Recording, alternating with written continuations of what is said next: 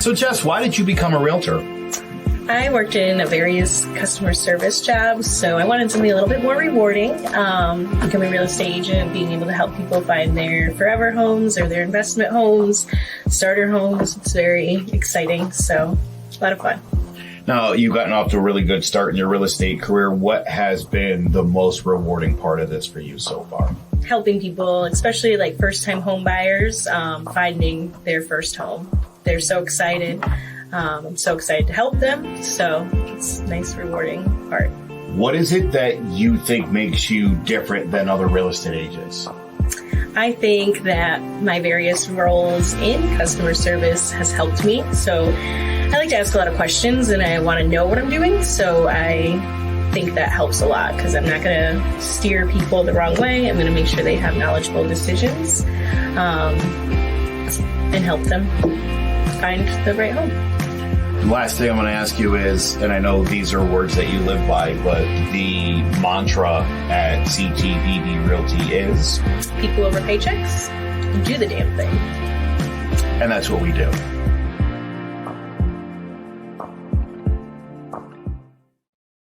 Clovercrest Media Group presents a CMG podcast. Keys to the City. Keys to the city, baby. When you see us, so you know. Crossed up by Kobe, little floater to Shaq, and then Shaq goes like this, and the rest is history. Pay attention. Don't tell me what to do, devil woman. Speaking of those Lakers, hold on. But I didn't make my. I said Denver's gonna win. Yeah, you did. You said that. There's no other show like that. Clovercrest is doing great things right now. Streaming everywhere.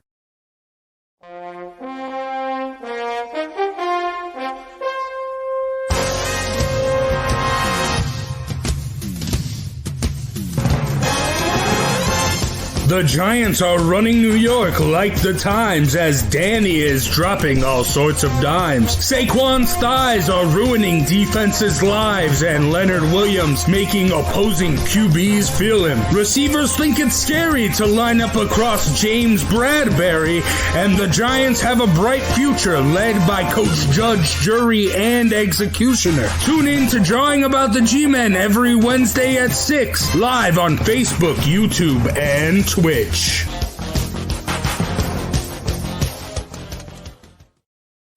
Hello, ladies and gentlemen. Welcome to Drawing About the G-Men, the Giants football podcast. I'm Big Jace, joined by Joe Aguirre, Sean Scanlon, and King Zay. And, I mean, I said it last week. I've been saying it. I mean, just that intro used to get me hyped. Now, just the way the Giants are going, the way the season's going, just disappointing. Good. Coach Judge, Joe Judge, has a bright future. No, he doesn't. But, I mean, let's get to the game. Giants, terrible loss, 34-10. I mean, I don't even want to watch the games anymore. I mean, I will because I love the Giants, but it sucks, man. I mean, and the Eagles, like, they got their revenge for the last game. And my friend texted me, Eagles fan. I always text him whenever the Giants play the Eagles. Whenever Saquon's healthy, I always say Miles Sanders will always be RB2 because he was behind Saquon at Penn State. But I mean, it did not look like that on Sunday, and it hasn't looked like that with Saquon. It's just a mess. I don't know, man. Joe, what do you think, brother? Well, here's I guess my issue, and I said this today on Keys to the City. I feel like it bears repeating because I'm in a lot of Giants groups on Facebook and Twitter where these idiots point out all of the things that have gone wrong with the franchise as if they just noticed it today. It's generally a long-winded, idiotic rant of observations we've all made. And they'll say things like, if you agree with any of it, like you're an idiot or whatever. And to those people, I say, look, January 1st is coming up, 2022, new year, new you, get a therapist. Keep that crap out of Facebook groups, off your Facebook page. Stop your whining and your bitching. The Giants have been bad for a long time. Stop convincing yourself otherwise. Again, 4 one-off Super Bowls over a 35-year stretch. is not the definition of success. This is a 6-10 team year in and year out. You get your occasional 7-9 or an 8-8. You get all excited. And then every now and again, you got to get a 4-12, and that's terrible too. And then you get a 10-6 and you win a Super Bowl. It's awesome. But that's Giants football. The problem is there's still no identity on this team. I don't know what the focal point of the offense is. It's not Saquon Barkley. I'm glad he wants to play the next couple games. I think Saquon should get 30 touches each of the next 2 games. I think you got to do one of 2 things. Build some value to him, show he can still be what he was, and then you trade him for whatever you can get. Or you decide going into next year, is he enough? Is Daniel Jones enough? And the only way you're going to figure that out is if you run Saquon out there. Is the knee hold up? Is he getting over that stuff or what? So throw him into the fire, see what happens. Otherwise, what is the point? Yeah. For crying out loud. It's awful. Yeah, I mean, you talking about Saquon and his knee holding up. I mean, there's been a lot of talk, especially this week, with it being the Bears, and that's where he tore his ACL. Last year, everyone has been talking, and he came out. He said that isn't in the back of his mind, but it definitely is. Zay, I know you've talked a lot about him being very hesitant on the field and that stuff, but you also, before the show, you're talking about how you thought the play calling was terrible. And, I mean, your boy Jake Fromm only got to 0.2 fantasy points, so do got to put that out. Now, to be clear, when I made that pick of Jake Fromm, I decided, hey, I'm sticking with it because it's either going to be really smart or really stupid. And if you're going to be ballsy, you got to live by what you go with. And that's just how I go. And for me, it didn't pay off this time.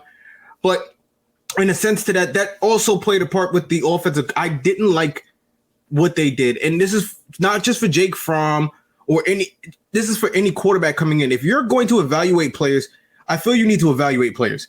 What they did with Jake Fromm wasn't evaluating. They just threw the man out the fire, gave him the worst offenses they were calling slant right and slant left, and you're not giving him a chance with this. You called a better offense when he came in relief a couple of weeks ago than you did last night, and you had a whole week to prepare for a team that only had 2 days basically to prepare for you.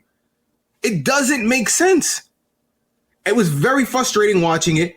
Jake Fromm couldn't pick up blitzes. The team was blitzing him heavy. He couldn't pick it up the whole day. You would think, again, the Giants know you're coming in against an Eagles team that is known for a heavy front rush. Their front four is a good front four. They're a blitzing front four, a heavy blitzing team. And he was able to pick up that one blitz. What did you practice all week? And this is what and I kind of agree with Joe. If you're going to get Saquon in there, work him. But they're not going to work him. So what are we doing at this point? It seems the Giants are continuing this pattern where they're okay. The ship is on fire, but they continue to tell themselves, it's not sinking. We're fine. We'll float eventually. You can only go but so far down before you start coming back up. And I think that's really how they see it. They're not going to move on from Saquon. They'll bring him back next year because of what he does in the locker room. They're talking about bringing Daniel Jones. Daniel Jones and Joe Judge is not a good mix. They're not. Joe Judge doesn't even sound like he wants Daniel Jones there half the time. His endorsements of Daniel Jones are half-hearted at best. Oh, yeah, that's my guy. That's who I'm going with. Well, Daniel Jones is our guy, and that's who we're sticking with. It always seems like it's someone else's decision and never Joe Judge's decision. And that's the issue with me for the Giants. The biggest issue for the Giants is like Joe said, there's no identity. These two, like it's Joe Judge and Daniel Jones, they don't get along together. They don't work well together. And for you to have a good team, that has to happen. You have to have a good coach and a good quarterback combination. The Cowboys have it with Kellen Moore and Dak Prescott. They great relationship there, which is, if I'm a Cowboys fan, I'm scared that Kellen Moore is getting head coaching calls because I don't want anyone else calling the plays there. When you look at the Green Bay, LaFleur and Rodgers have a great relationship that even when the year starts off rocky, and all the controversy and everything, they were still able to pull it together and put themselves at the number 1 seed in the league. And the Giants just don't have any of this. They don't have good coaching. They don't have good team chemistry. They have none of it. And this is my biggest issue with the Giants. And now I sound like one of those guys who are rambling like Joe because I'm just so, like Joe said, I'm just so frustrated with this franchise. And there's just so much wrong that there's just not enough time to point it all out. You know, it's funny too, Zay, because on the one hand, right, and Sean, you can hop in when you're ready here, but there's that idea of, look, these guys keep turning coaches over every 2 years. It's not good for player development. It's not good for Daniel Jones. It's not good for anybody. But on the other hand, you know, like you said off the top, Jace, do the Giants have a bright future? I keep saying this guy was supposed to be a disciplinarian and a motivator.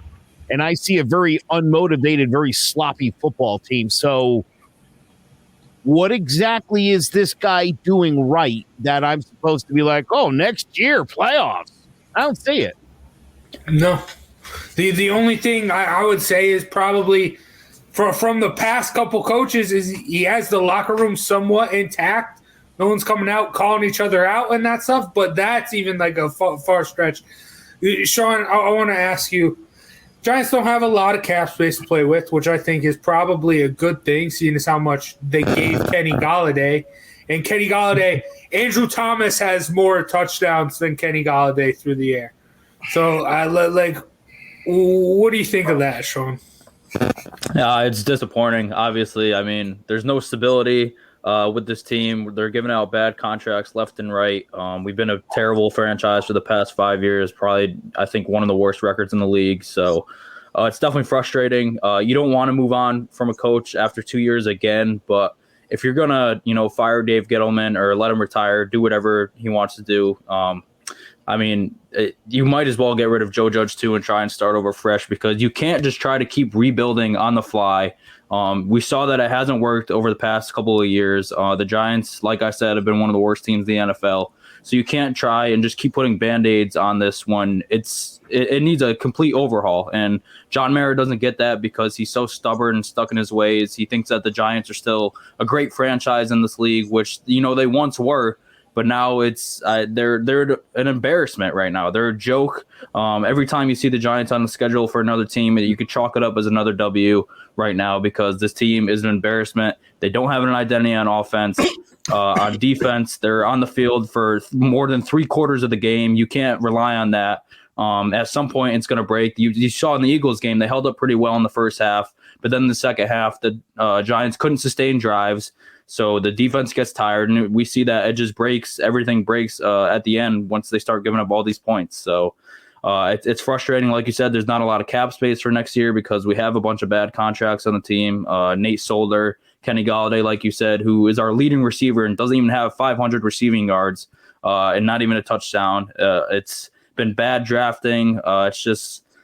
It's frustrating, obviously. So, this team needs a complete overhaul, but John Mara can't get that through his thick skull. So it's going to be another try and rebuild on the fly, and it's going to be another failure. I could already see it happening. So definitely not a great state of the Giants right now.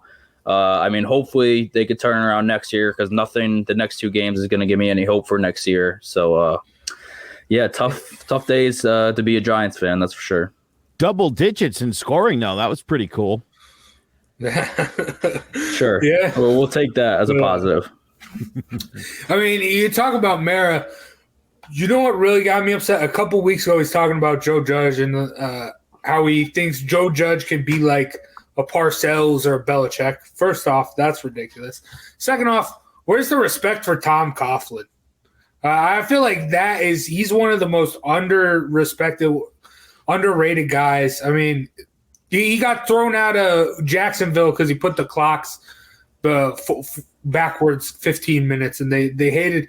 That's what the Giants really need right now. They need that disciplinarian, and that's what Coughlin was. And if you're going to if you're going to leave him out of the mix, if you're not going to even mention how great of a coach he was, that's why this team has its problems, because you don't see those as problems if you're not going to respect the man for what he did. But that's a whole nother topic for a whole nother day. But yeah, John Mara is still salty that Tom Coughlin didn't shake his hand after the last press conference. He's still got some bad blood with him, which is disrespectful, because, like you said, Tom Coughlin brought this team 2 Super Bowl championships, and he was a great coach. But John Mara won't recognize that because he's an idiot, and he should sell the team. No, he's completely right. No, it's definitely John Mara. He doesn't want to address that, and the way that whole situation ended. The fact that Kevin Gilbride didn't even get an opportunity at coaching after what he did for that offense, that was the last time the Giants offense was actually relevant, when Kevin Gilbride was actually there. And then obviously Chip Kelly for that 1 year. But, you know, what have we been since? How did Kevin Gilbride, didn't he go to XFL and actually he made a pretty good team in New York or something like that, the Guardians or something like that. They look pretty good out there. So the Giants have been screwing it up for them for a long time, and he just doesn't want to acknowledge it. For Mara to bring up Coughlin would it be for him to acknowledge how much he screwed up the last 5 years, and he doesn't want to acknowledge that he's the problem. That's what it comes down to. No, yeah, and I mean, I talked about Coughlin a couple of weeks ago. I think he'd be a great candidate for a new GM. Look at what he did as a coach for the Giants. Look at what he did as the president of football operations for the Jags. That was their best stretch. I mean, talk about the guys he brought in, the Jalen Ramseys that ended up leaving, which is ridiculous, and the Leonard Fournettes. I mean, he's doing everything that the Giants haven't been able to do, and because John Mara has this bad blood, that's not going to be an option when it comes GM time. So that's ridiculous. But you look like you're about to say something, Joe. Well, I mean, let's be honest. If you're John Mara and you're sitting there and you're like coming to terms with like the fans are booing me, I'm kicking garbage cans to try to act like I'm mad because I don't have emotions because I'm a psychopath billionaire. Giving out free medium Pepsis. His mind is churning, and he's like, got to get someone from outside the organization. Got to get a new way of thinking. And then all of a sudden, he's like, Tom Coughlin. I wouldn't be shocked to see Tom Coughlin, not necessarily as the GM, but in some sort of, because leave it to I could see the Giants and John Mara, you know, when they do that, like the director of football operations, and then there's a GM and a coach, and that never goes well. When there's three different people, you know what I mean? The too many chefs in the kitchen issue. I could see some circumstance where they bring in Tom Coughlin, and it doesn't go well.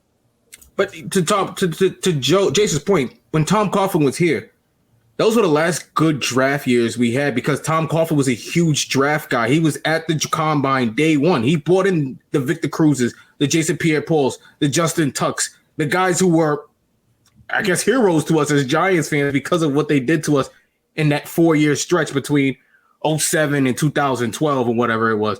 So that was the last real time we actually did really good drafting. So to bring him back in wouldn't be a bad idea considering what we've drafted the last 5 years or so. Like, it's been abysmal. Yeah, like I mentioned, look at what he did with the Jaguars. Yeah, I mean, the Fournettes, the Jalen Ramseys, the Ngakwe's. Right, and made everyone miserable and everybody wanted to be traded. Well, that's because they didn't have head coach. Because he was because he was a disciplinarian, and that's what we're missing. I mean, to complain about putting the clocks 15 minutes back, is that really that shows you how bad Jacksonville is? No, it shows you how bad the league is. No, it's a tough league. Let me tell you something. Listen, he's an old man from a lost generation. Okay, where they, you had to be a man. You've got wide receivers that make $15 million a year for very little production. I'm talking about Sterling Shepard's and you're going to go into a locker room and tell this guy he's got to be 15 minutes early to a meeting. I mean, come on. But I'm gonna set the clocks forward like you're an idiot. That's not his fault. It's insulting. It's not. If you want people to show up 5 minutes before a meeting, say we're gonna have a meeting at 1. Have your ass in the seat at 12:55 or you're late. Okay, fine. Playing games with the clock? Like, what kind of psychological warfare is that? I see. Michael Strahan didn't like it. Tiki Barber didn't like it. It's a soft league. Strahan didn't like it at first. You're talking about a soft league. You're talking about where players get beat by 40 and then exchange jerseys at the end of the game. This is a soft league. I'm not getting beat by 40 and exchanging jerseys with the opponent on the other team and just beat me by 40. This is the reality of the league we're in. That didn't happen in the early 2000s and the 90s. I blame AAU and all that crap. Those traveling teams where you all play together as kids and whatnot, and then you get to the pros and everyone's best buddies. Participation trophies. Let's cut that nonsense out. We need real rivalries again. So they just shouldn't play till like high school. Is that what you're saying? No, I'm saying they should stop being friends. Okay. Yeah, enough of the sportsmanship crap. All right, Enough of it. I hate watching them lose by 40 and exchange jerseys at the end of the day. It's the most frustrating thing on the planet. Yeah, Like, I tell you what, dude. If I was getting beat like the Giants, and it's the way they, again, the way teams are just utterly kicking them around, I'm surprised that they're not fighting more. No, yeah, I mean, I just watched. I'd like to see somebody pull somebody's helmet off and swing at him. Somebody give him motion. Not the helmet, but a fist. No, yeah, I just watched. Show me you guys got some life, that there's some fight in you, because it doesn't feel like it. This feels like when was it when remember when they had it was bad. Collins was still around and Jenkins and everybody, and they sort of quit. I think the Giants lost like 50-6 to the somebody or other. You guys remember that? I was at the game. They lost to the Rams 51-17. There you go. Yeah, the wheels fell off the bus, and after the game, they were like, "All right, you lost the locker room. Like everybody kind of quitting on this team." You're not quite there yet, but I think you're teetering on the brink of. That's why I say again, do something. Yeah, go out there and play a real game and run with Saquon and see what he can do. And if he's not effective, then you know what? Run Devontae Booker out there and see what that looks like, and then do something about Saquon when the season's over. But I'm here's my problem. You've solved absolutely zero problems since last year. The only difference between this year and last year is Daniel Jones is not a turnover machine anymore. He still can't get the ball in the end zone. Yeah. The Giants still can't score points. The defense is still on the field for way too long where they get exposed eventually. It's going to happen. Dude, if you put the 85 Bears out on the field for 40 minutes, they'd get exposed too. There's only so much a good defense can do. Yeah. So this is my point. We went into the offseason last year, and what was the need? Pass rush, offensive line. So let's go out and get a bunch of wide receivers. The Giants have all the same problems they had a year ago. It's like this is like Groundhog's Day. It's the same show for like 2 years. And it's frustrating. Just so go out there, run this offense through Saquon, pound the football, throw the ball to Galladay and Rudolph and whoever else you think is going to be around next year. And that way you at least have some idea what kind of an offense you're going to have, and those of us watching can enjoy it for a few minutes. Solves both problems. Yeah, I will say, though, I think there definitely is an identity to this offense, but it's Daniel Jones, and he's just been injured. No, I do think that's not an identity. Running the ball with your quarterback to death and put him in a situation where his career is almost over, that's not an offensive identity. That is career suicide for offensive coordinator and a coach who might not get their quarterback back next year and then have to restart. But that is not an identity. I always thought that was the stupidest thing, running the ball, the design runs for Daniel Jones, because I knew we were going to end up where we are now. If Cam Newton, who's bigger than him, couldn't handle it, how could you expect Daniel Jones to? Look at what Cam Newton's career. Cam Newton's career could have been extended 5-6 more years had he not ran the ball, had designated runs the way he had. He had not got to get all these surgeries and whatnot. There's nothing left for Cam Newton. There's nothing left for Daniel Jones. He's a neck injury. I'm waiting for them to tell us he can't play no more. That's what I'm waiting for them to tell us. He's got a compounded spine or something, or one of his vertebrae is messed up and he can't play. That's what I'm waiting for them to tell us. They're just prolonging it. That'd be scary. I mean, I don't want that to happen, because then we'll end up taking a QB with one of these picks. But speaking of our picks coming up in the NFL draft, Week 17 against the Bears, regardless of the outcome, the Giants move up in the draft board. And, I mean, the Bears are struggling just as much as the Giants. Got one more win. You know me, how much I'm going to pick the Giants, because I always pick the Giants. But I mean, we've been hold on. We've honestly been talking for 25 minutes. Yeah. About the state of the Giants and the fact that the Giants are terrible. They can't score, and they're on their second and third string quarterbacks who shouldn't even be in the NFL, let alone maybe their starter shouldn't either.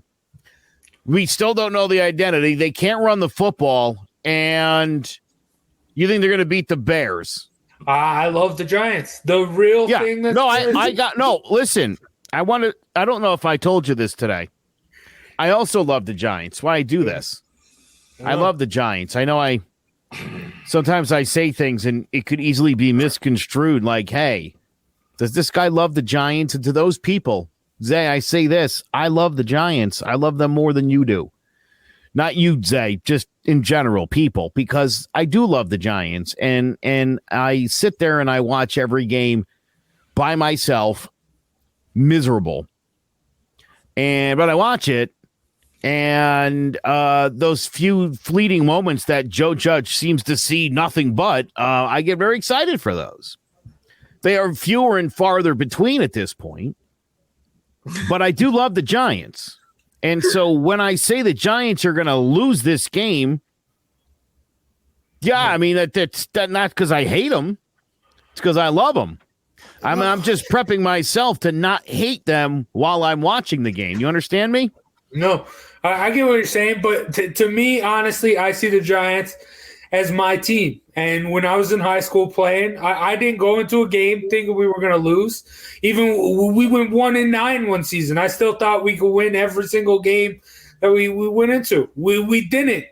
But I have that delusion. I have that faith in my team to pull something out of their rear end, and they're especially going to have to do it this week with Graham Gano being on the injury list. Because every week I said their only avenue to victory is a field goal battle, and without the greatest kicker and the biggest Pro Bowl snub this season in Graham Gano, not the biggest. He's up there. You can't even say that with a straight face. He's the best kicker in all football right now, and it sucks that the Giants can't move the football into field goal range for him to be able to showcase his leg. That's the issue. It's not he is a beast. But was he the only Giant snubbed? Yes. Xavier McKinney. Thank you, Sean. Xavier McKinley should have been in the Pro Bowl. No, maybe not. Evan Ingram was a Pro Bowler last year with 1 touchdown and 600 yards. Graham Gano should have been a Pro Bowler instead of him as well. He had more touchdowns this year. I don't know how he's not a Pro Bowler. It's okay. Let's get back to this game. Zay, you're the other Giants optimist here. Can they win this football game? There's no more optimism left here, bro. I'm gonna keep it a buck as the Giants fan. As a Giants fan for the next 2 games, it's just gonna be just getting through it. Not so much as much watching it, but just getting through these next 2 weeks and getting to the playoffs where I can enjoy other teams in the playoffs. But this is going to get ugly for the Giants, especially if Justin Fields plays, because then it's like, darn, we could have had him. We traded him. Now we're stuck with nothing, looking for something again. So this could be a really, really bad nightmare for the Giants if, God forbid, Justin Fields were to play and go out there and light us up. Even if the Giants had that pick, they wouldn't have picked Justin Fields. They never were going to pick Justin Fields. Yes, they could have, but they could have. The idea that he was there and that you decided that Kadarius Toney was the solution to all your problems it's something you're going to regret. Particularly, Jace, if like Zay keeps saying, that the next X-ray we get from Daniel Jones is like, ooh, one bad hit and he's paralyzed. I think he's not going to play anymore. Then you're going to wish that they had sat and they had taken Justin Fields. I mean, Justin Fields would be. There's no difference. There is zero difference between Justin Fields and Daniel Jones. I would disagree with that 1,000,000% based on I can name 100 things that are different right now. And nobody would disagree with me. That's lunacy. You know it. No, he had ball security. He has ball security issues when he's young. I think he will grow out of that. He's young. All right. That's he can run both like that. young. That's he good. Can throw it down the field. They both have brown hair. He is very similar to Daniel Jones. No, that's crazy. I see. No, I wouldn't make that comparison at all. That's crazy. I wouldn't go that far. He's very, very similar to Daniel Jones. Very similar, and he doesn't have the O-line, and he's going to struggle till they build that O-line. But, I mean, that's neither here nor there. Sean, what's going to happen? There's a big difference, too, because Justin Fields gets sacked like 8 times a game when he plays, and Daniel Jones is one of the least pressured quarterbacks in the NFL.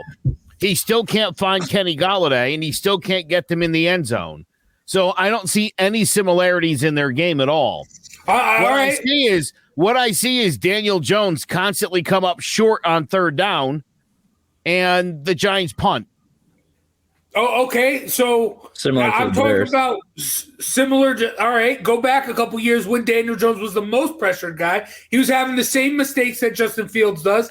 But you just said if they fix the O-line in Chicago, that won't be the problem. So you're just assuming that about Justin Fields. He's just very similar to Daniel Jones. That's all I'm saying. I wouldn't go that far. I think that's crazy talk. I'm with Zay on this one. Not to mention the level of talent they've played. Just the level of talent they've played alone. You can tell the ceiling is just going to be way higher for Justin Fields. I would never pick the Duke quarterback. I'm sorry. It just would have never happened. It's just I lived through the Dave Brown era. I swear to God we would never do it again, and here we are. And it's not going well. Was anyone ever going to pick a Wyoming quarterback until Josh Allen came out? I mean, stop that. Josh Allen is a freak athlete. He's bigger than most. Are you kidding me? I mean, to bring up their school. Southern Mississippi State hasn't put out a good wide receiver since Jerry Rice. I mean, it's not exactly a wide receiver factory. That's ridiculous. Okay, but if you're gonna talk about Duke, I mean. No, you're talking about talent. There's nothing good. Listen, unless it's on a hardwood court, nothing good's ever come out of Duke. Duke is known for basketball. That's what doctors, really good doctors, and that's it. I would have never picked a quarterback from there. It's just, I'm sorry. Who's a good Duke football player? Jamison Crowder. Even Hakeem Nicks, I think we got from North Carolina. Yeah, right down the road. All right, back to this game. Come on, anybody got a really good Duke football player? You want to? Because basketball players, I'll name like 100 right now. You know what I mean? Start with Christian Laettner, go some Grant Hill, Vince Carter. Who you want? Come on. Vince Carter went to UNC. Vince Carter went to UNC. I don't even know what I'm talking about. It doesn't matter. Here's my point, because we did just mention North Carolina and Hakeem next. But listen. All that aside, no comparison. I think I made my point. Okay. All right, Sean, what's your analysis of this game? This is going to be an ugly game. Two bad offenses. It's going to be a punt fest all game. It's going to be hard to watch, just like every other Giants game has been ever since Daniel Jones went out. I don't know. I mean, Joe Judge says that he's going to play both Mike Glennon and Jake Fromm, which is just going to be a disaster. There's not much to look forward to with this offense. Maybe we can get a sack from Azeez Ojulari, maybe a pick from Xavier McKinney. That'd be pretty cool, but probably not likely. Yeah, I don't see the Giants winning this game. I think it will probably be around maybe like 16-9 sounds right for this game. I'd smash the under. Going to be an ugly game. Yeah. I'm just trying to get through these last 2 weeks with the Giants. I don't think the Giants will get. I don't think the Giants will get on the scoreboard at all this week. I think they're going to get I see a 0 happening. I see this team having under 100 yards of total offense and 0 points. I think the Bears will win like 6 or 8-0. Maybe there's a safety in there. It'll be something weird. 11-0. Watch. It's going to be one of the worst games. They'll rank it one of the worst games ever 12-6 in terms of field goals. Absolute offensive ineptness by two teams. Yeah, it's going to look like the 86 Giants and the 85 Bears defense at work. You're going to have to look really be like, oh, no, wait, it's just two lousy offenses making those defenses look good. It's going to look like the Giants and Eagles a couple weeks ago. That's what it's going to look like. Just probably a little worse. No, definitely worse than that. This is going to, I mean, at Soldier Field, Big Ten country, I think it is going to be, like Sean said, punt fest, battle for field position, whoever, and then maybe one touchdown, a bunch of field goals. It's going to be ugly. It's going to be gross. And without Graham Gano, I don't know if the Giants can win a field goal battle. That's the best case scenario for the Giants. I keep telling you, don't want Justin Fields to play and light us up. You don't want him to do that like he played against Green Bay a couple weeks ago. He went out there and he almost won that damn game. You don't want that to happen because everyone's going to then look at the Giants and be like, uh-oh, you did it again. You passed on a play that should be. You passed on Justin Fields. I don't know. We got an extra first-round pick out of that. I still don't hate that trade. To become what? That's the thing. We're going to have to see. We're going to have to see. Got a new GM. He can't. Hopefully he doesn't screw it up as bad as Gettleman. We'll have 2 top 10 picks. Yeah. That's something good to start with. But we'll see. We'll see. I can't do season 3 of G-Men with this team sucking. Also. Yeah. You know how these idiots in their stupid mock drafts? Yeah. Please, everybody, stop with your stupid mock drafts, okay? Because here's the thing. A lot of stuff's got to happen between now and the draft. Yeah. And the most important thing is free agency. That happens before the drafts. And so what your needs are before the draft might be drastically different if you sign a guy in free agency. I've seen a lot of really stupid giant mock drafts where every pick is an offensive lineman because you're a moron. I always comment to those people, that's why you're not a GM. Idiot. That's like an idiot thing. Okay, we can't say that. You're just offensive linemen. You want to pick 10 offensive linemen? That's what they should do. No, they shouldn't. It's not what they should do. It's not what they should do. That's an idiot thing to do. That's just throwing a bunch of crap at the problem and thinking, well, something will stick. Throwing a bunch of darts and hoping one hits the bullseye. Jace, that's what idiots do. Listen to me. You have to pinpoint and figure out what your needs are. Left tackle's all set. So I don't need 5 offensive linemen, do I? I already got one. One of the other 4 garbage dumpster guys are salvageable. And then you figure out around that. Maybe you go out and sign the best center available in free agency. Now you don't have to draft one of those. So now 10 picks, you're down to 8. Idiots. You're not drafting all offensive linemen. This team has so many friggin' problems. Do you think that if they just fix the offensive line, they're going to go 14-3? No, but that's the foundation. That's the foundation. It's not the foundation. That's where you got to start. It is not. Yes. It's a yes and a no. Dude, they need First of all, they would have kept Kevin Zeitler. When you win the battle in the trenches, that changes everything. They would be in a much better position right now had they not made the stupidest offseason move when they did that. How did they keep it? Then you would only need 2 offensive linemen. Okay? So again, you're not Jace, they need a linebacker. They still need an edge rusher. So why would you spend 10 picks on offensive linemen unless you were an offensive lineman like weirdo obsessed with offensive linemen? Which I am. That's creepy. I would stop that.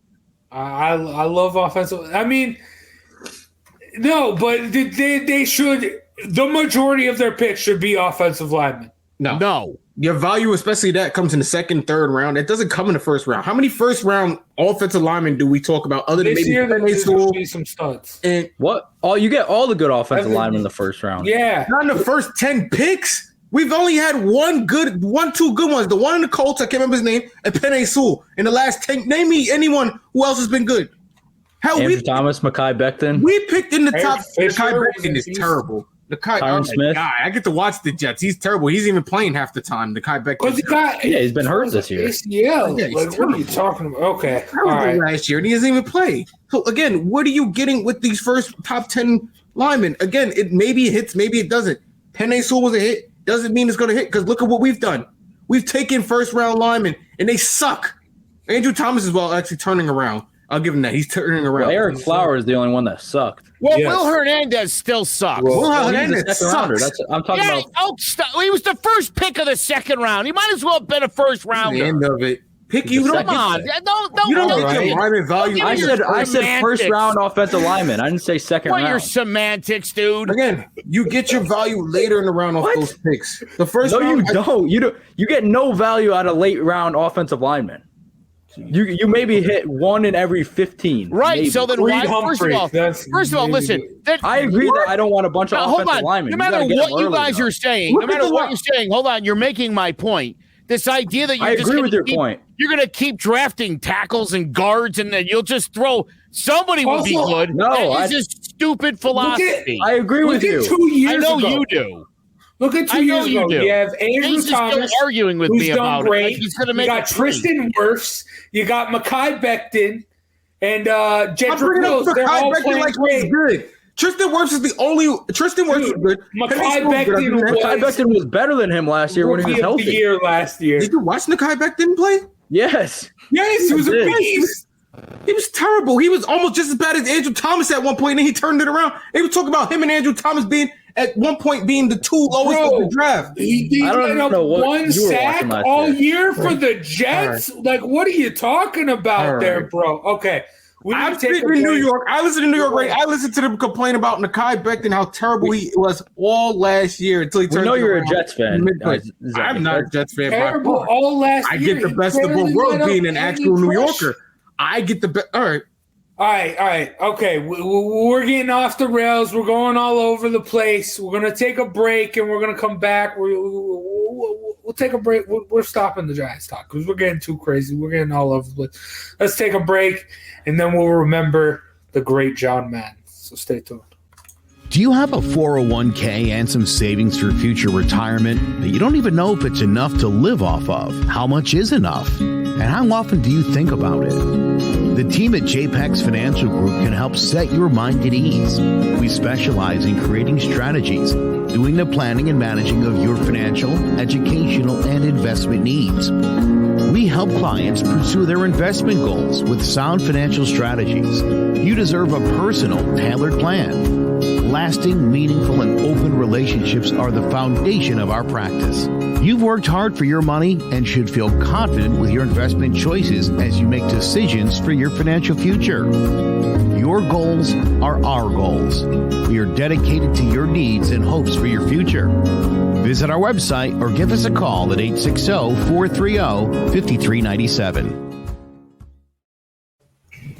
All right, before we move on, I do got to say one thing. We spent 42 minutes talking about the Giants, and they can't even score 42 points. I mean, in probably a 2-month span. I think we got 42 points all year. yeah, maybe in December and November combined, maybe. But it's what I think next year. That's what we got to do. We can only talk about the Giants for as many minutes as they scored. So we should probably change it to just the NFL show. Yeah, we're going to have a 10-minute show. Might as well start with our best bets. Isn't that even the thing? Haven't they scored? Wasn't it like 42 touchdowns since the start of like 2020 or something like that? It was like dead last. I think that literally was something I just saw. Probably. If we scored 42 touchdowns with them that time, I'd be shocked. I'd really be shocked. I know there was a lot of games we didn't score. Yeah, all right. Maybe it is points. I saw that the Cowboys score more points last week than the Giants have in the past 5 or 6 games, which is not surprising. Okay. I don't want to keep running it in. Yeah, enough of the Giants. I'm gonna let it go, but it was an ugly one. All right. R.I.P. John Madden, and I mean, he is the biggest figure in all football. But I mean, Tom Brady.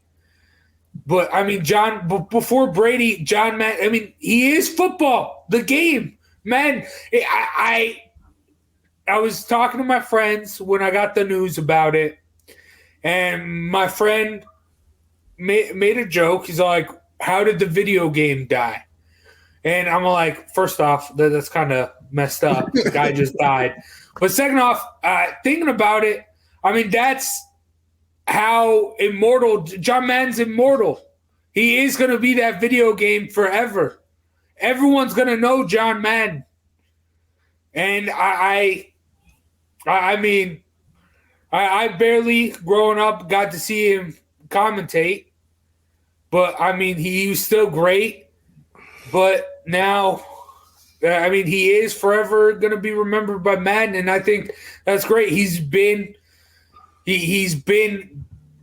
really the face of football before Tom Brady, and he will continue to be that name forever associated with football. And he's had such a big impact. Like, people learn to play the game of football because of his game. That's why he made Madden, was for people to just pick up. I thought he made that game because he wanted people to go for 4th and 40 on their own 4-yard line.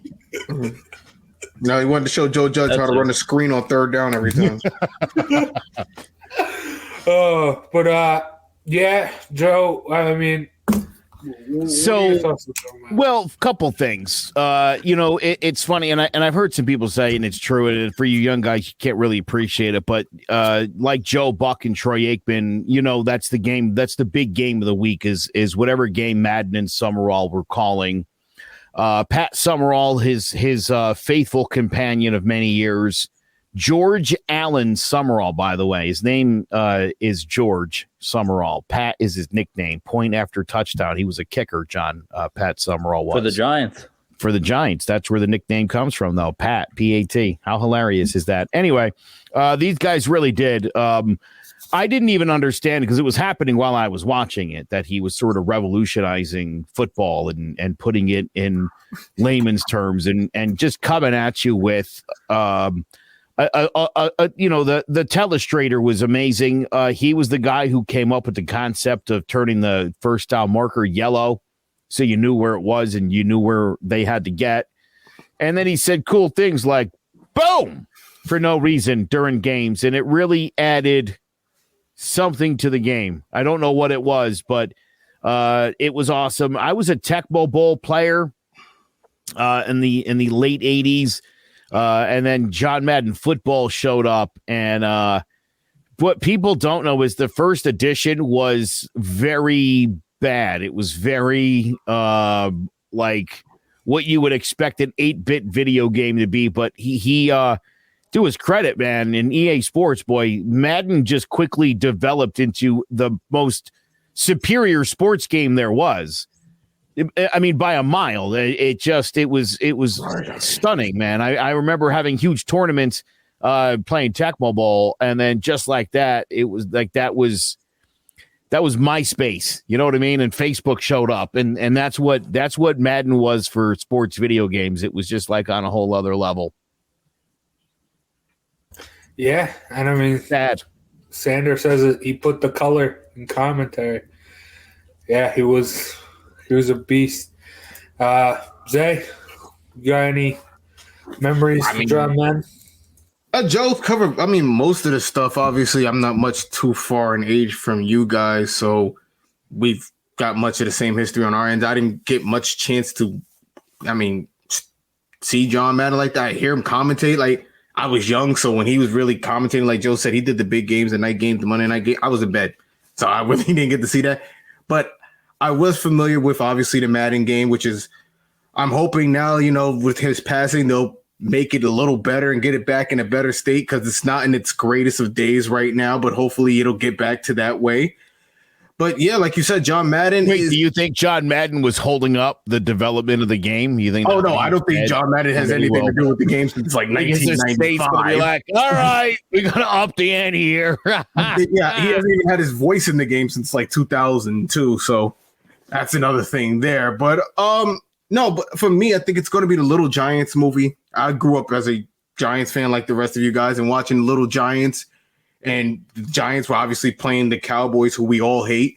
And to see him in there and the annexation of Puerto Rico and all these plays that they was throwing in there when they was hiding out in the garage and they was trying to run their plays, to me, that will always be iconic and stick out to me and be a memory for me for John Madden, because that's what I remember the most was that movie Little Giants and seeing him in it. That was like my big thing. But yeah, like you said, John Madden, rest in peace, great guy. Probably the biggest name in football commentary talking, probably next to Chris Berman. I don't think anyone's going to be bigger than him. Maybe Chris Berman's probably the next closest guy to him. But yeah, what can you say? The guy made a ton of money. rest in peace. But he's, it's hard to be sad for a guy who made a ton of money and lived to 85. So, I mean, I don't know how to end it. I guess that was poor. It's hard for me to feel bad. That was a regrettable ending. It's hard for me to feel bad for a guy who's been taking money from me the last 20 somewhat years of my life. So it's kind of like, it's going to feel the same with Jordan when, I'm like, oh, later, Jordan, but can I get some money back from the sneakers? That's kind of how it feels right now. It's not that I don't hate John Madden. It's just you lived a great life. It's hard to feel bad for someone who lived a great life. I'm sorry. I don't want to think it's morbid. I didn't want to make a morbid ending. His family's definitely going to be set after, when Madden's going to go on forever because, the NFL's forever. But, also, if you got some time after you're done listening to this podcast and then you're searching and you've listened to all the Clovercrest Media podcasts, check out the 30 for 30 on Madden and the creation of that game because it was a very interesting story on him talking about how his vision for it and what he tried to do and what he accomplished from it. But Sean, you got any comments about Sean Madden? You guys said it. He's a football icon. He lived an entire football life. Obviously, being a great coach with the Raiders, he only spent 10 years there, and he probably could have stacked up a lot more Super Bowls. He only won one, but he was a dominant coach there. The Raiders were great in the 70s. And then obviously his great commentary career with him and Pat Summerall. I wish I was alive during the age where they, commented all those big games because, like Joe said, just his commentary, his passion for the game, you could tell it through his broadcast. So yeah, and then obviously the Madden game where most of us grew up playing Madden. That's where our love for football started for most of us. So just a great football life, probably the biggest icon in football, honestly. And it's a tough loss for the NFL community. So rest in peace to John Madden. He was definitely a football legend. Yes, sir. Yes, sir. And they have to do it for Madden. What was it? 2022s? No, I know what you're talking about. The Madden on the cover when they was carrying. Yeah, I don't remember what you wanted. No. But for Madden 22, John Madden has to be on the cover, right? You have to respect the man. He has to be on the cover of Madden 22. It's named after him, for God's sake. It would have been odd if he would have been on this year's cover and then died. But then that would be the Madden curse. All right. I'm glad anybody knew the joke there. Yeah, the Madden curse. But too soon. By the way, we have a podcast to Conspiracies and Beyond, and we actually did an episode about the Madden cover curse. Interesting. Yeah.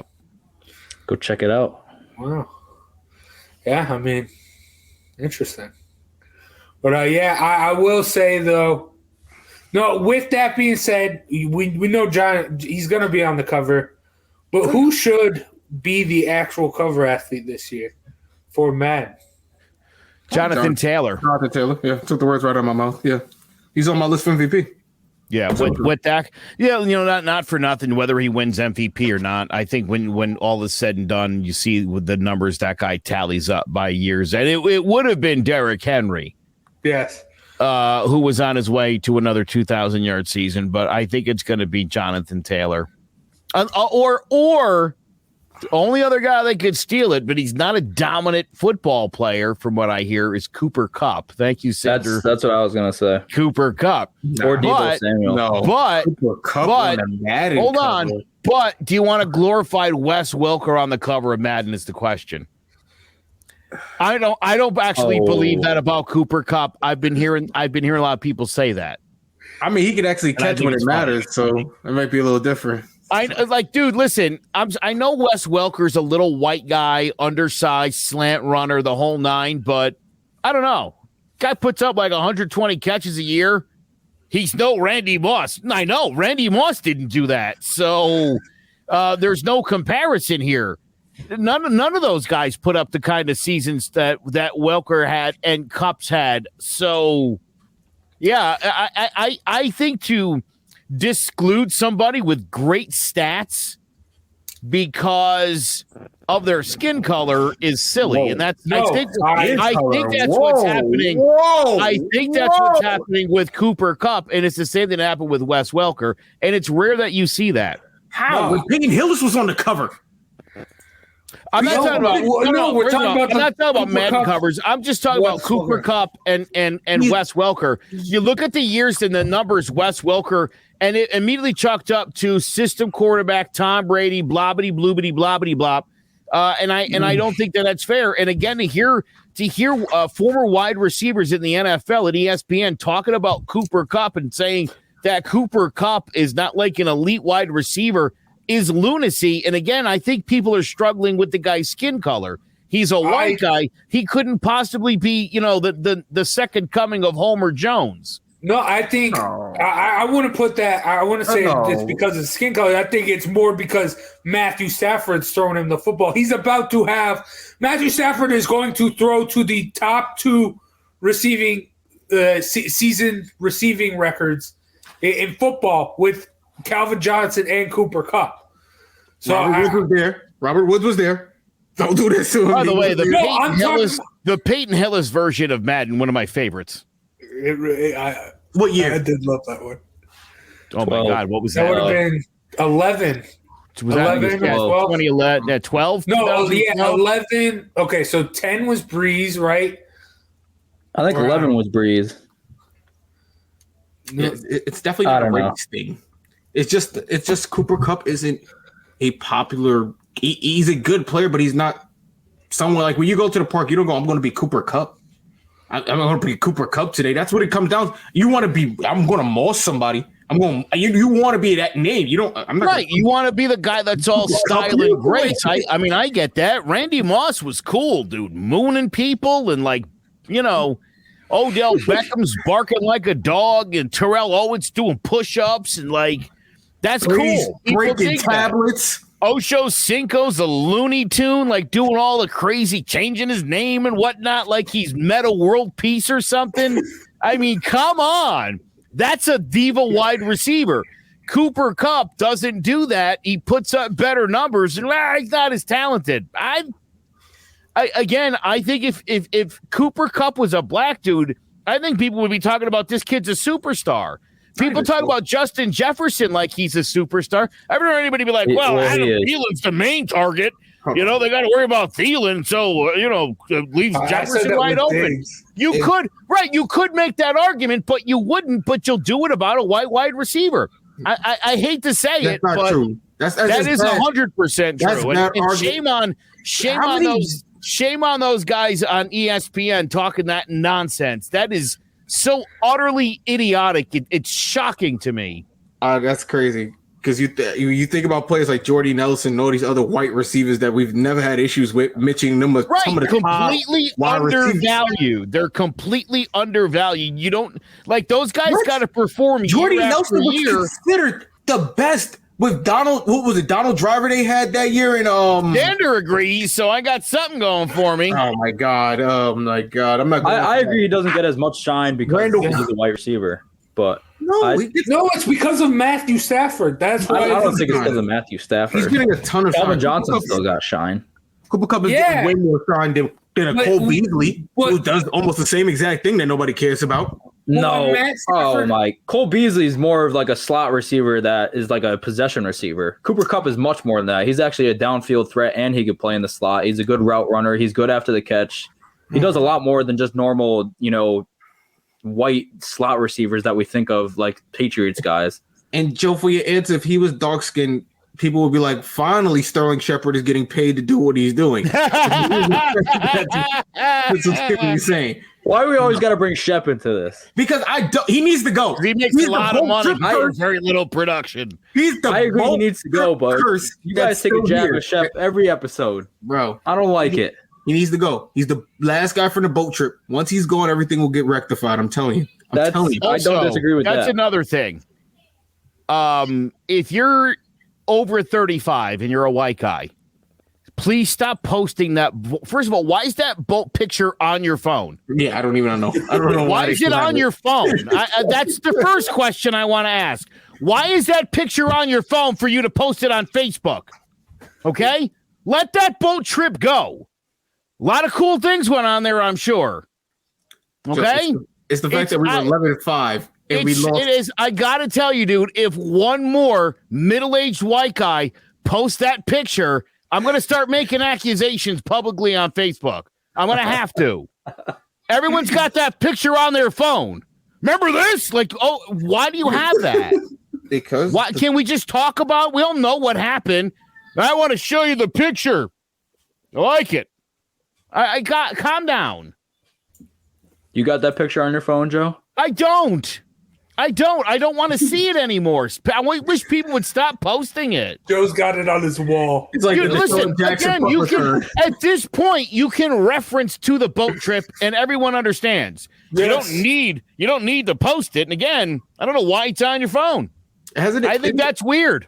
Isn't it weird? It's become as infamous as like the Deshaun Jackson punt return or the Herm Edwards kick return. Like, Miracle in the Meadowlands. Like, the boat trip is up there with the Miracle in the Meadowlands for some reason. So tired of seeing that picture like I am of seeing that. Dude, I swear to God, I would say on average, I see at least once a week Deshaun Jackson run that punt back.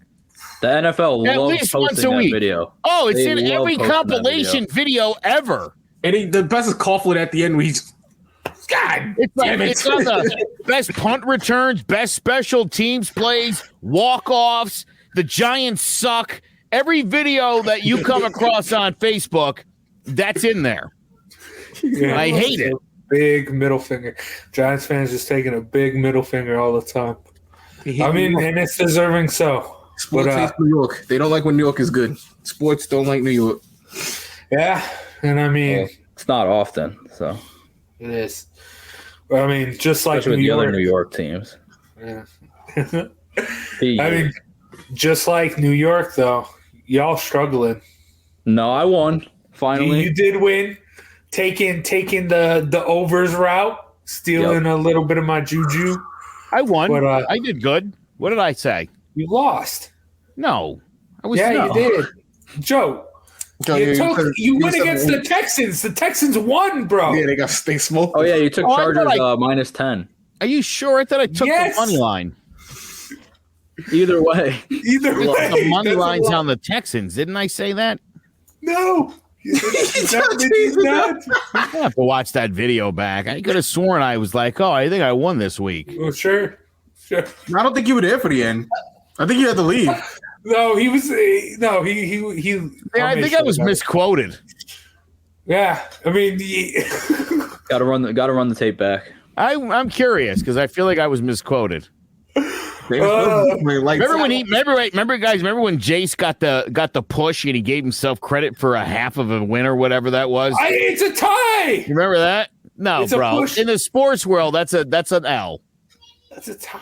You're not getting your money back on a push. I'll take an L. All right, still 9-7 last week. Yeah, he did say that, didn't he? It's all right. You can keep it. Sus. All right. Okay. It is a little suspect though. Whatever. Makes you feel better. Sean.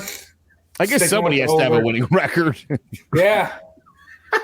Well, I'm gonna have a winning record after this week because I'm going with the over again. Falcons Bills. I think the Bills might hit the 44 alone. The Falcons defense is terrible, and the Bills offense has been rolling lately. So I think that they'll do that, and then I think the Falcons will get some garbage points late, maybe 14 or 17 points. I could see like a 31-14 game, which would get right over that mark. And so let's see some points out of this game. Shout out to this game because I was supposed to go to it, but I had to work. The tickets were like dirt cheap, like $30. So Not surprised. Yeah, it's gonna be in Buffalo. But where's Robert that? Jeez. Yeah, I got a friend that lives in Syracuse, so we're just gonna chill at his house. But I like that. Josh Allen's been great, and the Bills hit the over for me last week against the Pats.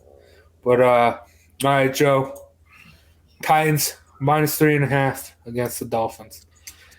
Look, the Dolphins' lucky run is about to end. So, yeah, it's got to end eventually, and I feel like it's going to be this week.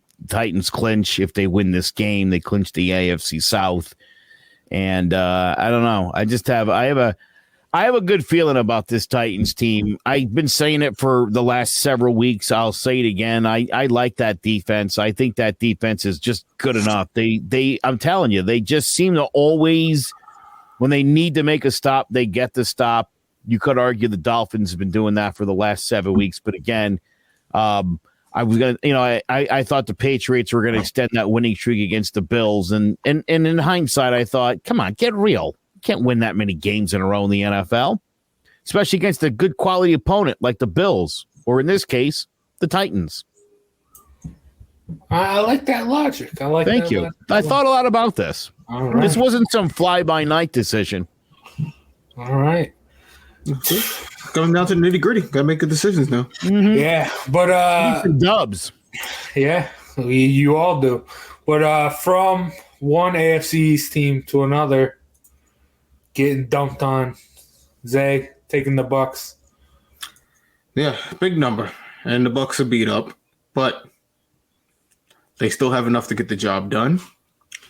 I think Brady's still going to take this game with the Jets as personal as he did with the Bills because of obvious reasons. He's never really lost to this team for the most part. I think one time with Eric Mangini, he doesn't want to lose to them on a different team. He's made it clear when he was with, when they played the Bills a couple weeks ago, how important that game was to them. So I think this is up there, just probably not as important, but still important. You don't want to lose to the Jets when you're Brady. So I think he'll go out there, he'll light him up, put on a show. So I think that 13 is just too low of a number. But again, the Vegas guys, they tend to know more than me this year. I'm 6-10, so this feels like a 28-15 kind of game. It seems like it, right? But you think the Bucks are still trying to play for a number one seed because they don't want to travel to cold in the playoffs. You don't want to have to go to Green Bay when it's cold. You'd rather Green Bay come to you where it's nice and warm and you got your guys back and there's no hamstring issues and all that good stuff. But we'll see how it plays out. 28-15. I like that score. A push. Oh, not again. All right. Okay. Jace got that like 30 seconds ago. That was hilarious. Thanks, Jace. But all right. So the overs have been killing it for me. And I'm gonna do something very, very stupid to make it a little bit spicy. Let's do some stuff. Let's make it interesting going into next week. Hopefully Sean and I can be tied and we'll or maybe not. No, I think I'm going to pull away. Raiders +7 at the Colts. Like you said, Joe, there's eventually a time can't where win every game. To lose. Yes, and also in memory of John Madden, let's do it. This has been a very emotional team all year. They've been able to rally multiple times. The greatest coach in your team's history just passed away. Who never coached. You don't think you can rally and make this at least a field goal, a close game? I think the Raiders can. I think they can.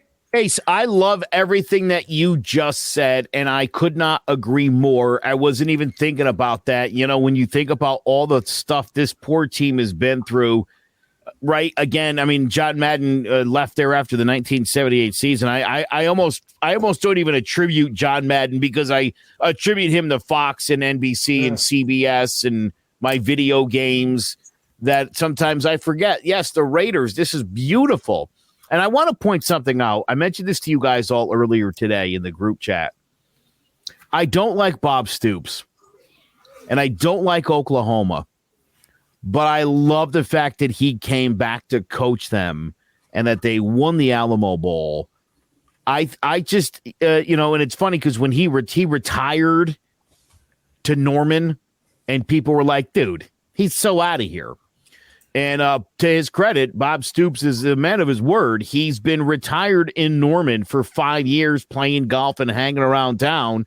And when they called him up to come coach that game after the Lincoln Riley, the dirty dude sitting there in some kid's house. Come to Oklahoma.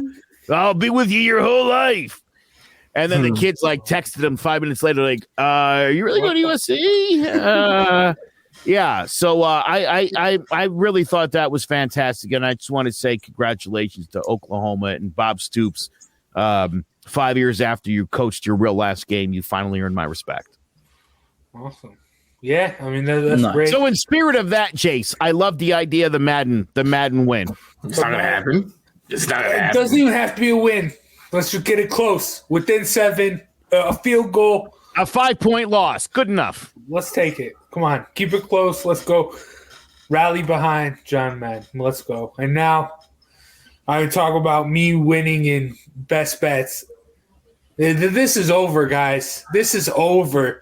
Like, Not come over on. till it's over. Point 2, Zay. Point 2. I get it. You took the as I call it, the Megan Anderson logic.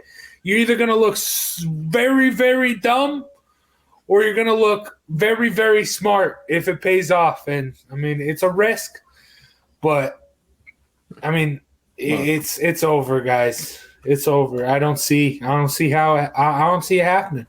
You guys just can't catch me now. Anyway, because Yeah, if James Robinson didn't tear his Achilles, I'd be closer. But of course, that happened on the third carry of the game. Yeah, stuff which happens. sucks too. That's the worst time of the year. Like at least Cam Akers, it happened before the year. Now he can come back. This, especially being on the Jags too, week 16. That's not good. They lost their starter and their backup. That's crazy. Yeah, that's wild. But all right, Zay, you're doubling down on the Bucks, going with Antonio Brown. Yeah, need a with big the week. fraud himself. I need a big week. Brady needs a big week, and Antonio Brown needs to keep this team going, honestly, until he can get reinforcements back in the playoffs. So I think they'll run through the Jets, and I don't think the Jets have anybody that can cover Antonio Brown. He obviously is not the number one receiver he was a couple of years ago, but still, I don't think the Jets even have a number 2 or number 3 corner lockdown type of person on that team, so they won't be able to guard Antonio Brown. He's still above average receiver. He's going to light him up, and Brady has no other choice but to throw to him and Gronk for the most part, so hopefully this goes out well for me because it's getting ugly on both ends, the betting and the player locks. Yeah, I mean, maybe. I do think Antonio Brown's going to have a big week, but I don't know if it can catch you up. But, gosh, Jace, you just need one injury. He makes it seem like you're up by 50 million points. We were here before. You were up 20 points before. And then you were down. Yeah, I was. But I wasn't up 20 points with only 2 weeks left. And you guys putting up a 0.2 performance. But all right, you doubled down on the Bucks. Joe, you're doubling down on the Titans, going AJ Brown. Well, yeah, if they're going to beat the Dolphins, I mean, they're going to have to throw the ball to A.J. Brown because Julio Jones is, I don't know, is he still hurt? He's in COVID protocol. He's hurt or in COVID protocol, it seems like, for the last month.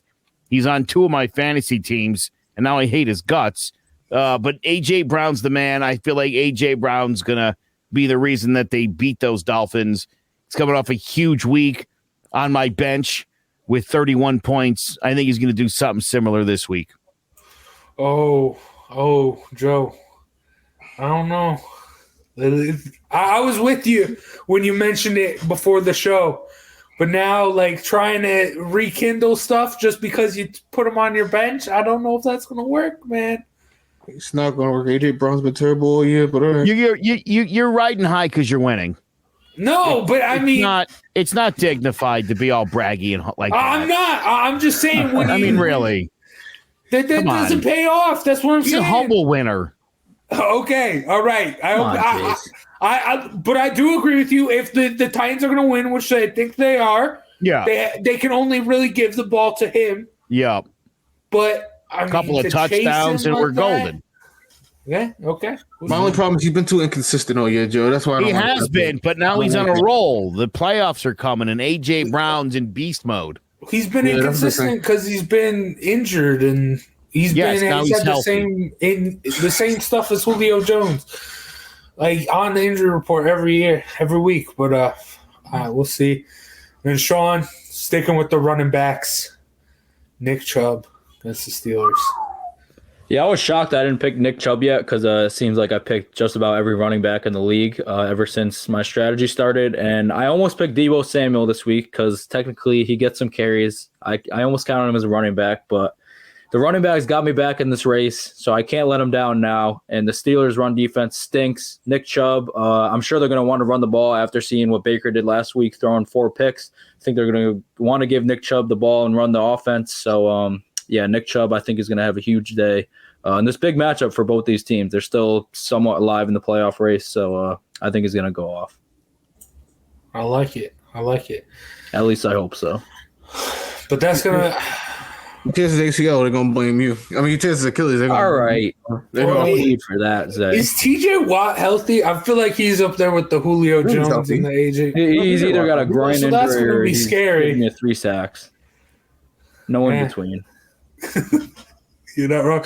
They're like before last week, they were like 7-3 with him, and then whatever the rest of what was that 3 and or 6 and 1 without him. He should be the defensive player of the year, but people are obsessed with Micah Parsons. Yeah, even though Micah Parsons is a beast, Cowboys. but I think TJ Watt should win it. All right, to make things interesting, I'm gonna go out on a limb here. Not Jake Fromm. Mac Jones against the Jaguars, showing everyone that he is the best rookie QB against the number 1 overall pick. I took a pie in the face for this man, and I've talked multiple times about him and Trevor Lawrence, but he's just shown it's better. I understand Trevor Lawrence is in this terrible situation with Jacksonville, but going from Jacksonville up to New England in December, that's going to be ugly. It's going to be gross. I think Mac Jones is going to light him up. And, give me the Mac attack. Let's go. Or Big Mac or whatever. Yeah. He won't get you 0.54 points, so good luck. Yeah. Or was it, he got you like negative 3 or something last time you picked him? All right. It was like 2 points or something like that. He just wanted to throw the ball. He didn't want to throw the ball. He threw the ball 3 times. I'm sure he wanted to throw the ball. Yeah, he didn't want to ball. Belichick just wouldn't let it happen, and the wind was home. The worst picks on this show in the history of the show have all come from Zay. That's not true. There's been worse fantasy week picks. I can go back. There's been worse than that. Dude, you had like a couple of negatives. I've had one. Relax. Yeah, you picked Jalen Hurts against the Giants when he threw 3 picks. I don't think you can have a negative. Jalen Hurts still had plus because I'm still in the lead. He was like Mac Jones, Jake Fromm. Mac Jones, Jake Fromm. I took an L. I took a risk on 2 people. I took an L. I like. But guess what? I'll still end up higher than you 2 at the end. No, like I am now. No, yeah, maybe. No, are you? Yeah, he is. Oh, not by much. All right. What? Not by much. You couldn't buy 10 points. It's a fight week. for second. It's a fight for second. All right. Hey, still 2 weeks Fight left. for second. All right, I gotta go. You gotta believe. A fight for. It's a fight for second with best bets and a fight for second with fantasy locks. Can't wait till Antonio Brown has like a 40-point game and your players got nothing, and you're like, "Yeah, who's gonna win?" Do it. Let's make it interesting, Zay. Let's make it interesting to end the season. Let's have this last week. I know it doesn't matter for the Giants this last week, but let's have it matter for the show with fantasy locks and best bets. I hope Mac Jones only has 2 passing attempts this time. What do you want to do to kick it up? Yeah, let's make it interesting. I'm game. Let's go. I'm game. What do you want to do to kick it up? Well, we'll talk about that. We'll figure something out. But all right, that's gonna do it for John about the GMen this week. Big shout out to CTBB Realty and JPEX Financial Group for sponsoring today's episode. And make sure you check out www.clovercrestmedia.com for not just more information about this podcast, bunch of other great podcasts, throwing jabs, all 4 downs, posting up, and then not even just Keys to the City, as you saw in the intro as well, but not even just sports podcasts, true crime podcast, political podcast. Joe mentioned the conspiracy theory podcast earlier. So, I mean, if you love podcasts, if you're just make your commute better to work every day, just throw on a podcast, listen to what we got to say, listen to us talk. But thank you, Joe, Zay, Sean, for joining me today. And let's just hope that next week will be a little bit better and we can let's just get one more win. Can we at least have one more win, one more good week? Hey, it's not going to happen, but please, come on, football gods, please, come on. Want it. As Giant fans, you don't want a good week. I mean, I want everyone else to. I want the Lions to win. I want the Texans to win. I want the Jets to win. I want the Bears to win. I want everyone to win. And I want the Giants to lose. If we win, it doesn't hurt our draft position, though, because we're playing the Bears. So. Yeah, fair enough. Yeah, either way. But again, I want to see. I need the Jags to win a game. I need the Texans to win a game. I want the Lions to win a game. Let's get it going. That'd be beautiful. No, I mean, if there is a coach, like I talked about when the Giants beat the Raiders, I don't even remember the Raiders' interim coach, Basikia. So if Joe Judge can outcoach Basikia, I think he can outcoach Matt Nagy because Matt Nagy sucks. So maybe, let's go. The New Year's miracle. Come on. Just give me one more good week. One more good week, please. Just one more week to talk about the Giants just a little bit, and then we'll get back to the crap. Because, I mean, the crap's still coming. But we're begging. We're at the point of begging now. Yes, what Giants fans have come to. We're begging. Yeah. Well, all right. That's going to do it. Thank you guys for watching. Thank you guys for listening. And we'll see you next week for more John about the G-Men. Just got a fro going.